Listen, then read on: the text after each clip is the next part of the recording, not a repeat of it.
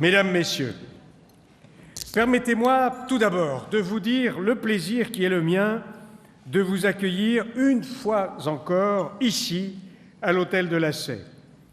Plus qu'un rituel, davantage qu'une heureuse habitude, la tenue de la finale de votre tournoi à l'Assemblée nationale est devenue une tradition. Une tradition qui a un sens en ce lieu où résonnent encore les voix de Condorcet, de Clémenceau, de Jaurès, où l'éloquence des lieux nous rappelle l'épaisseur du temps. C'est un plaisir de vous recevoir ici, au cœur de la cité, à 2 pas de la tribune de notre République, où l'esprit des lois et le Verbe sont rois. Le monde est trop grand pour perdre des heures à faire des rimes. Le monde politique a besoin de tous les courages et de toutes les lumières. C'est par ces mots que Lamartine tente en 1831 d'inciter Victor Hugo à se jeter dans l'arène politique. La Révolution, fille des Lumières, avait libéré la pensée et la parole. Victor Hugo, pour qui tous les mots, même l'argot, sont égaux en droit, alimentera par la suite, comme tant d'autres tribuns, les joutes oratoires de notre République. Celui qui voulait détruire la misère, il défendra le suffrage universel et la liberté d'enseigner, comme aujourd'hui les députés défendent la laïcité ou l'autonomie des universités. Depuis plus de 2 siècles, dans ce lieu emblématique du débat démocratique, la parole nourrit les échanges. Elle oriente les choix de société lors de débats dans l'hémicycle qui centrent le Parlement sur son rôle premier, celui d'agora politique. Partout, sans cesse, le pouvoir se justifie par les raisons les plus hautes, la langue et l'État, 2 constantes. L'une et l'autre organisent le réel à l'aune d'une seule loi, la raison. La raison qui se cache dans les replis d'un amour indéfectible pour les discours et la politique. Mais le progrès de nos institutions, l'établissement progressif de la démocratie et des grandes libertés sont aussi le fruit de l'essor du droit, de l'économie, de l'histoire.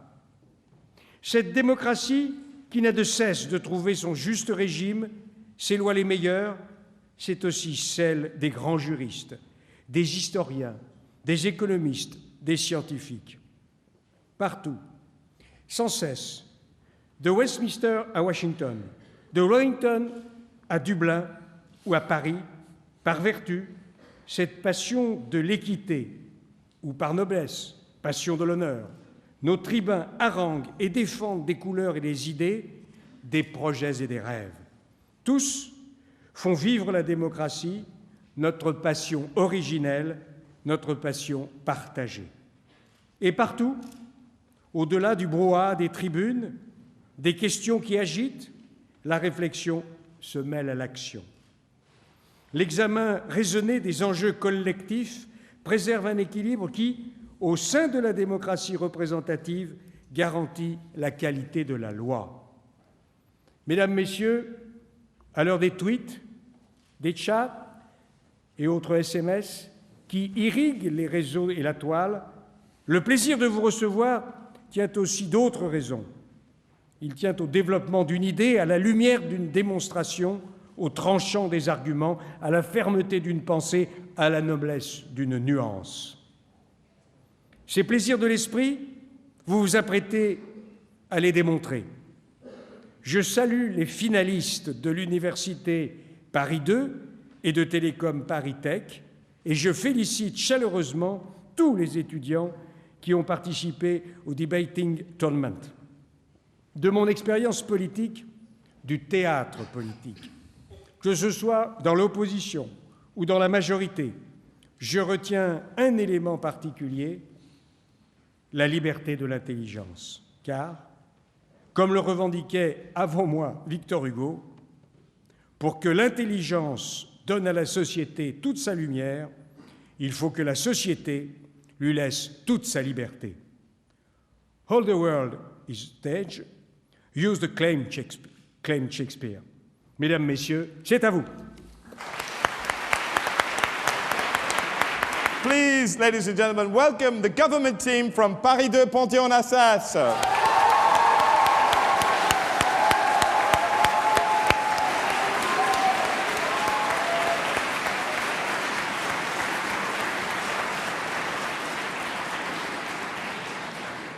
They will be ably led by the Prime Minister, if he could stand up, Mr. Gabor Fellner.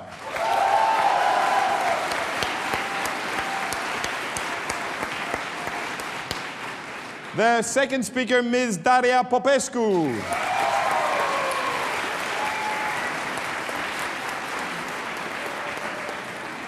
Third speaker, Mr. Matthias Klevas.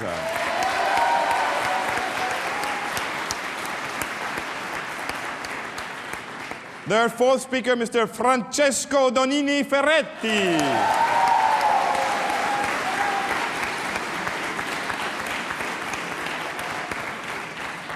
And the government whip this evening will be Ms. Amy Shields.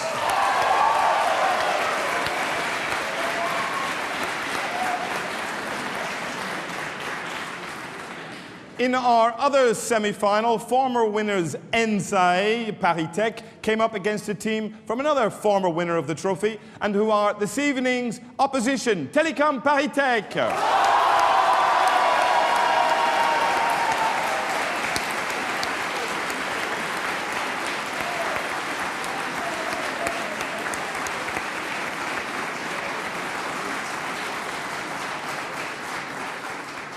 So, the leader of the opposition, Mr. Georgios Apostolos Koulouris.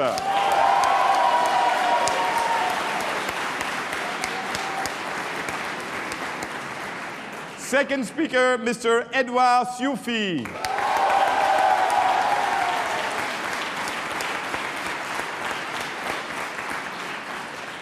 Third speaker, Mr. Thibault Porteboeuf.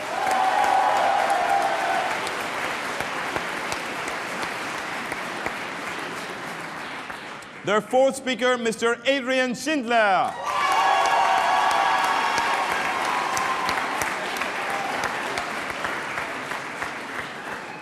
And their final speaker, Mr. Jaime Leblanc.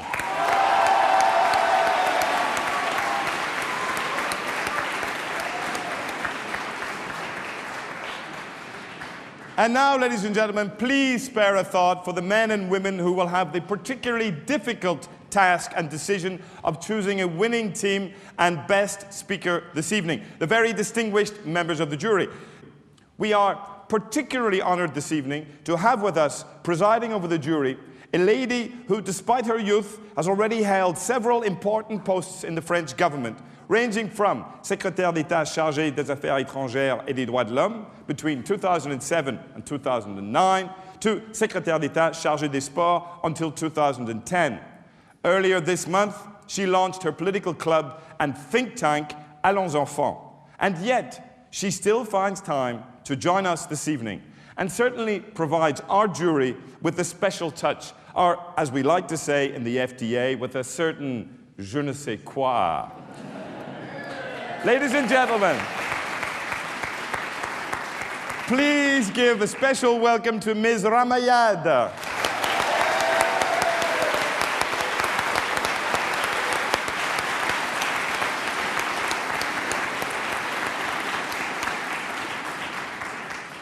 New Zealand was the first self-governing nation to extend the right to vote to all adult women in 1893.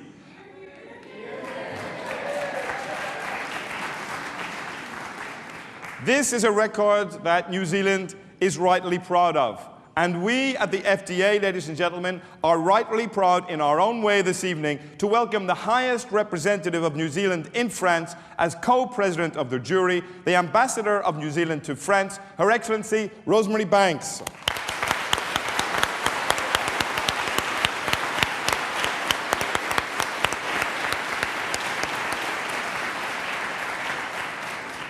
Now, ladies and gentlemen, in this year 2011, of the Rugby World Cup, We at the FDA thought long and hard about putting two diplomatic representatives of two major rugby league-playing nations on the same jury.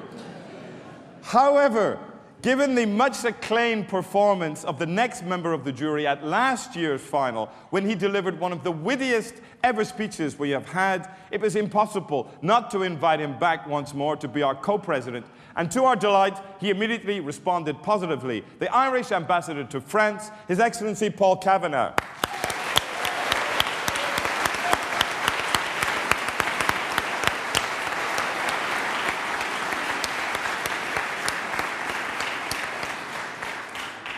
Ladies and gentlemen, we are here in the Galerie des Fêtes of the Hôtel de l'Assé, but you are certainly aware that just behind me stands the doors which open up to the Palais Bourbon and the chamber where decisions are taken daily which have a direct effect on how this country is governed. The well-oiled machine which allows this legislative process to take place has an extremely long and glorious history. And we are particularly pleased to welcome this evening its Director General. And now that you've seen him this evening, you'll be able to recognize him on TV, often sitting behind President Accoyer in the chamber, the Directeur Général des Services Législatifs à l'Assemblée Nationale, Mr. Christophe Pallez.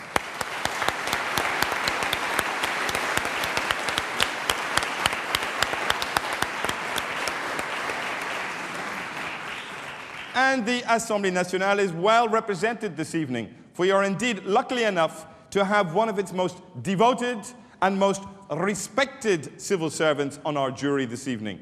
A lady who has been a long-time friend of the French Debating Association and would just as easily be comfortable if our debate were to be held in several other foreign modern languages. The Directrice du Service de la Culture et des Questions Sociales, Ms. Françoise Meffre.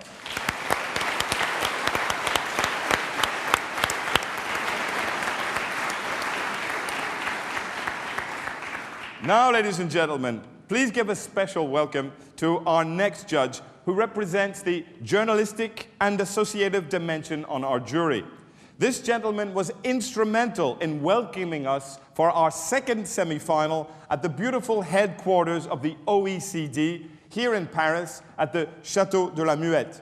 And anyone who was present that evening will agree that it was truly spectacular. This man also happens to be a graduate of one of the finest universities in Ireland, if not the world, Trinity College Dublin. For that is indeed where we first met a few years ago.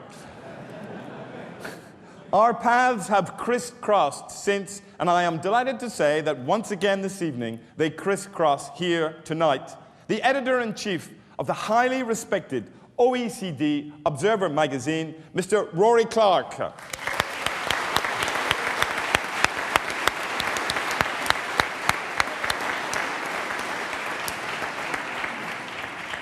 Our next judge, ladies and gentlemen, has seen many juries in his time. He's not often been a member of the jury, he's often been sitting in front of a jury. He's a man who is difficult to introduce or to define, for he is journalist, author, broadcaster, wit, raconteur, lecturer, counterculturer, bottle washer, general factotum, and all-round nice guy. But as if that weren't enough, he also happens to be one of that rare yet essential species, a lexicographer. Indeed, he has just recently brought out what last week's Time magazine referred to as, and I quote as he gets read, the most complete dictionary of English slang ever published. The slang expert, Mr. Jonathan Green.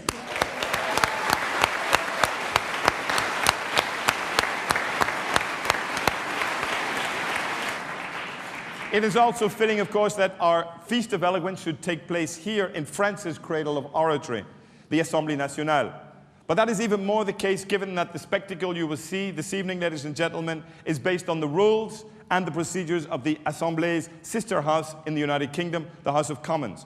So for those of you unfamiliar with the format, let me very briefly run through the main features of what has now become known as Paris 5 debating style.